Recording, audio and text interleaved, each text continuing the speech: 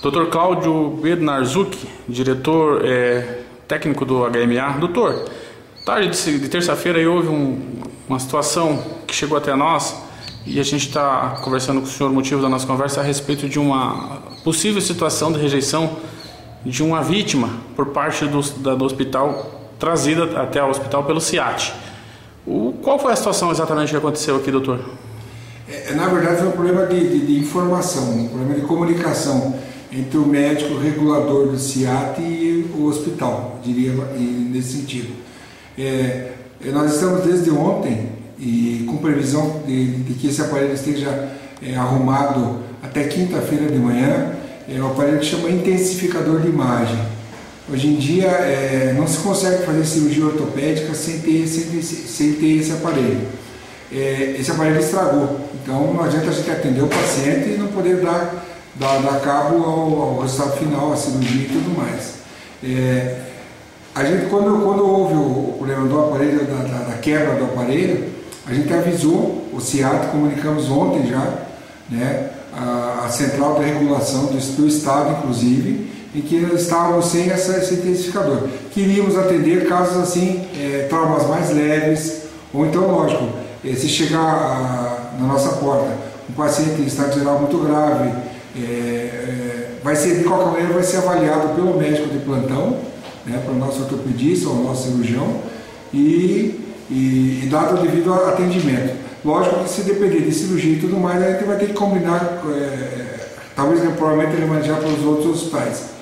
O problema hoje foi o seguinte: hoje à tarde, o Hospital Evangélico, o Hospital Cajuru, né, e o Hospital do Trabalhador, que são os três hospitais de Curitiba de referência para trauma de porta aberta, quer dizer, aqueles que têm vaga zero, né, que atendem alta complexidade, estavam lotados. Então aí a ordem na central de regulação, né, foi que os pacientes que sofreram esse acidente em Araucária viessem aqui para o HMA. Aí houve um problema de comunicação na porta, mas não de maneira alguma ter deixado de atender, nunca deixamos de atender ninguém. Houve um certo tempo de espera entre a gente saber, que a gente não sabia o que estava dentro da ambulância para a gente, e justamente por não saber que teria que ter, que a gente daí entrou em contato com o médico regulador, com a central do estado, com o nosso secretário de saúde, Dr. Haroldo, né, Dr. Vinícius Filipac, que é responsável por toda a parte de emergência e urgência do estado, né?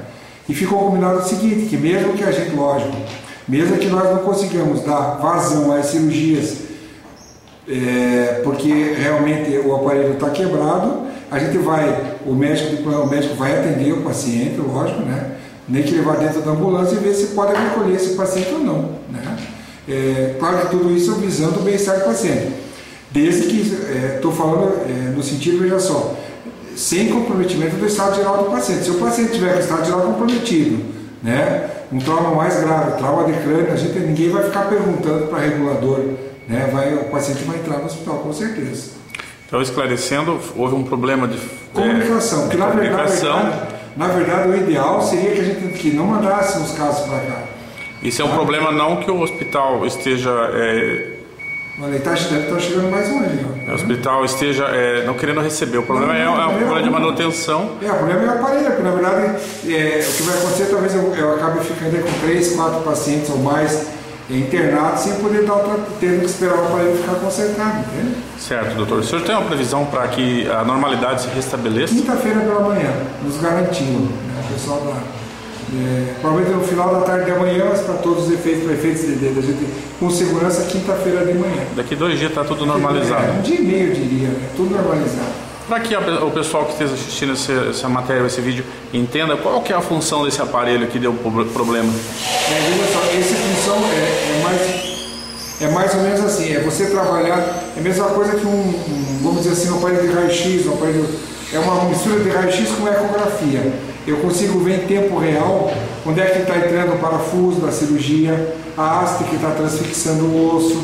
Eu consigo enxergar dentro e com esse aparelho eu consigo, por exemplo, fazer uma cirurgia que seria antigamente grande, com uma incisão pequena, com um corte pequeno, né? Mais preciso. Mais preciso. Antigamente, aqui há 20 anos atrás eu não tinha isso. Só que para operar um fêmur eu cortava uma perna, fazia um talho na perna grande, né? E expunha a parte óssea, e na verdade o paciente corre mais risco, né? Com esse aparelho não há necessidade. Não há necessidade. Agora, de qualquer maneira, volto a repetir, né? O paciente vai ser avaliado pelo nosso time de plantão, eu diria, né? E claro que dependendo das condições, se for uma coisa mais leve, a gente puder dar resolução, a gente vai resolver. Se não puder, a gente vai aguardar aqui dentro do hospital para poder encaminhar para um lugar de mais recursos. Mas é uma coisa assim, passageira e nada que volta a falar, comprometer a vida do paciente, quer dizer, traumas graves, trauma abdominal, trauma de crânio, né, esse não é o problema. Para isso eu não preciso de intensificador de imagem. Agradecido, doutor, pela sua atenção e pela resposta, né, pela sociedade rápida que o senhor nos atendeu.